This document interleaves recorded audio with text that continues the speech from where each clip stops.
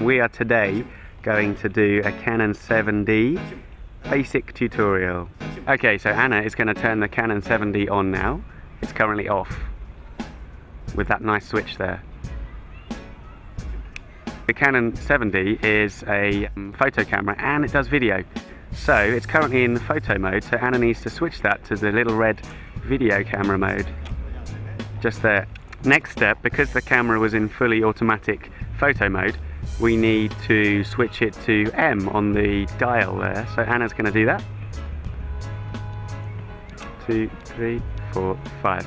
Okay, so basically now the camera is in full manual mode, and the last thing we need to do is the switch it onto manual focus there on the lens,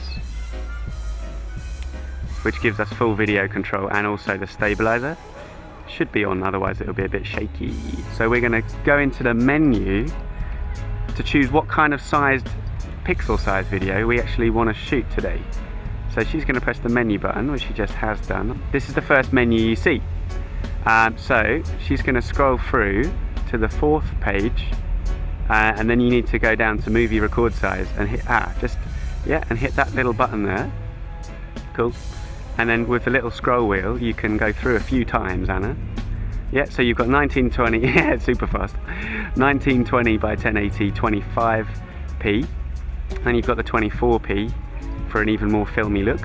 And then you have 1280 by 720, 50 frames a second, which is essentially used for shooting slow motion on the Canon 7D, which is really good to know.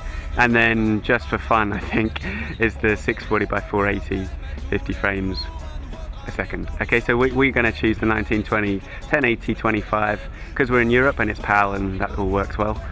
And then Anna's just pressed the menu to get back to the video mode. Let's get a focus first because we're on manual focus.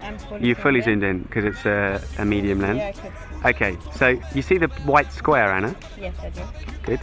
Now, if you press this button on the top right of the camera there. That one? Yeah. And again, press it again.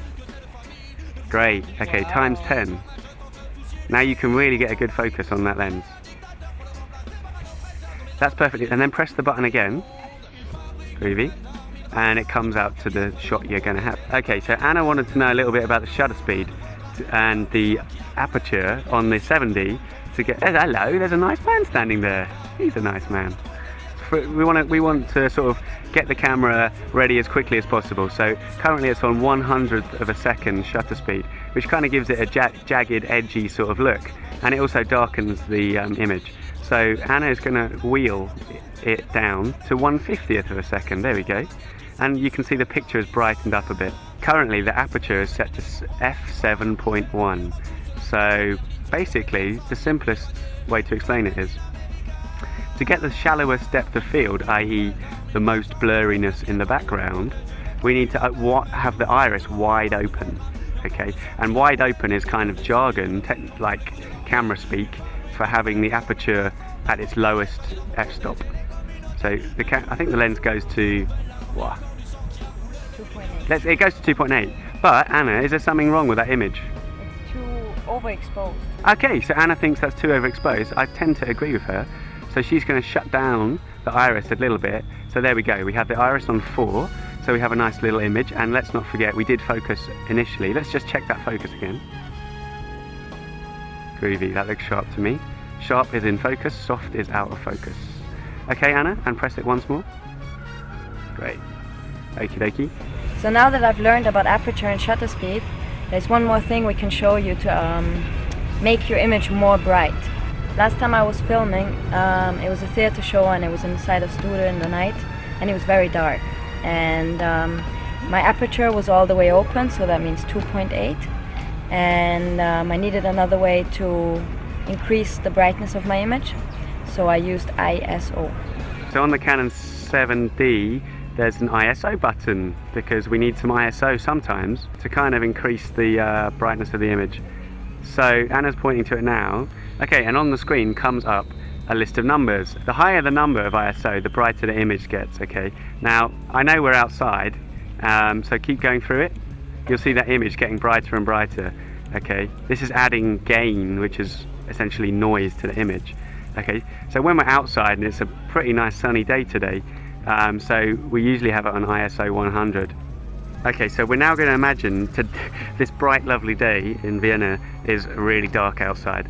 So what we've done, we put the aperture right down to f20 there. You can just see f20 in the middle there. And Anna is going to imagine she's in a dark studio and she needs to make the camera a little brighter, and she's going to press ISO, and away she goes through the numbers to get like an exposed image, if you like. So this sort of demonstrates how you can use the ISO as kind of the last resort to get a decent image.